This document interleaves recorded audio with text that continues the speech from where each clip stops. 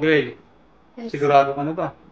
yes, sir. Sigurado na po ako. Eh, paano yan? Sasabihin na ba natin sa kanila? Wag po muna. Sige. Ikaw bahala. Pero, hindi ko na muna ipapalata sa kanila ha.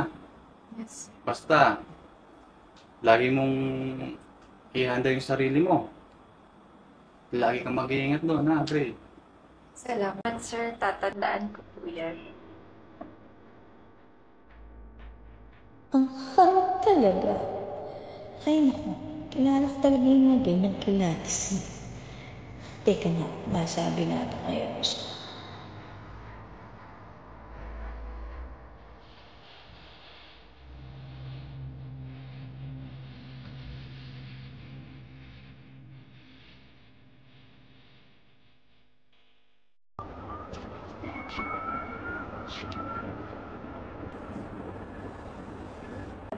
Oh, bakit nandito ka ba? Gabi na. Umuwi ng mga katrabaho mo. Sir, ibibigay ko sana to sa'yo.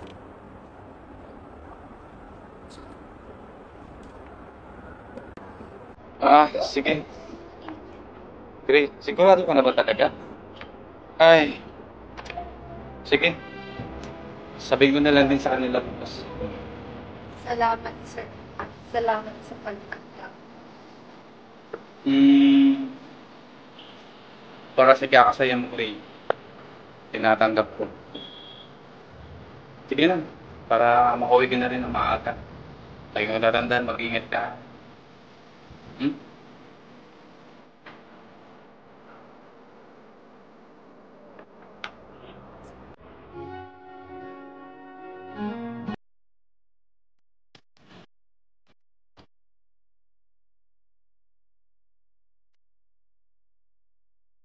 Grabe talaga yung babae na yun. Napakarot. Akala mo kung sinong mahinhin? Kaya nga, ang landi. Nakakairita. Kasi ko ba naman yung sa surte yun? Da talaga sa akin. Ang bagal mo kasi, girl. Unahang katuloy.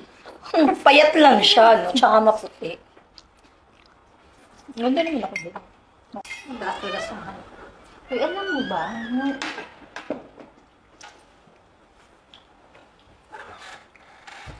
Ay, gising pa pala kayo. Aba, syempre. Till 6 p.m. lang ang office, ha? 10 p.m. na. Baka naman iba yung OT mo, girl. Nag-usap kasi kami ni Sir. Sir? Tantanan mo nga ako, girl. Akala mo hindi ko alam yung mga ganyang galawan? Alam na namin, no? Ha? Alam niyo na? Paano? See? Eh di lumabas din ang totoo. Ang harot mo, girl. Hindi ko maintindihan. Huwag ka na nga magsalita. Basta bukas, malalaman mo. Alam mo, kung ano yung amo ng mukha mo, may tinatago ka rin pala eh, no? Halika na nga, Rosa. Baka kung ano pa kasinungalingan na gawin mo yan. Tsaka, girl, I'm watching you.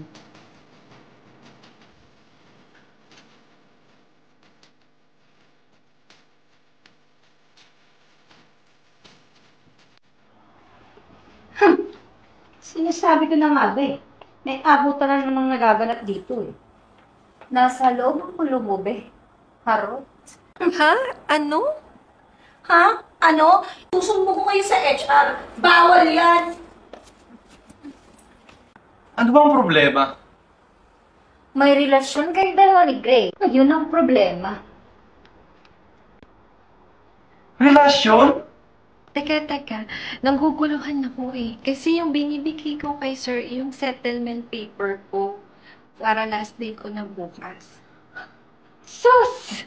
Narinig ko nga kayo ng isang araw. Tungkol sa sabi mo pa nga, na huwag mo na sabihin. Oo, kasi pupunta na siya ng Australia. Ayaw ko nga sa ng approval ng resignation niya eh. Kasi isa rin siya sa pinakamahusay na empleyado ko. Eh kaso, suportahan ko na lang. For the future din naman niya eh. At saka, Ay, mo lang sabihin. Kasi hindi pa na-approve yung ticket niya eh. Eh, yung binigay mo kagabi, di ba pregnancy test yun? Huwag kang magsisinungaling. Yan ba ate? Ticket ko yun. Binigay ko kay sir kasi magpapaalam na ako sa inyo ngayong araw. Ha? Akala ko kasi... Ano akala niyo sa aming dalawa? May relasyon kami? Ha? Alam niyo, kayo, ang dami ng isip niyo. Alam mo bang hindi maganda pinag-uusapan ng isang tao? Lalo't hindi maganda at hindi kaya sa mata? At di lang puro kayo chismis eh. Ha? Lalo't may mga pinagsamahan kayo. Sasayangin niyo yun? Ha? Dahil lang sa mga walang katuturan. Walang kabulang pinag-aasabi niyo. Pinagagawin niyo ng kwento, imbis na suportahan niyo yung tao, sinisiraan niyo. Ano ba naman kayo? Ha? Ang lalaki niyo na ah.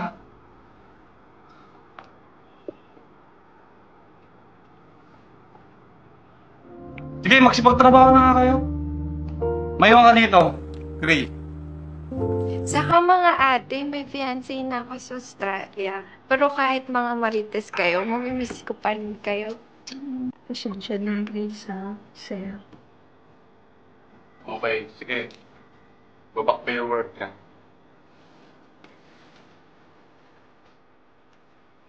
Pakitimpla ko ng kape, Rosa, ha?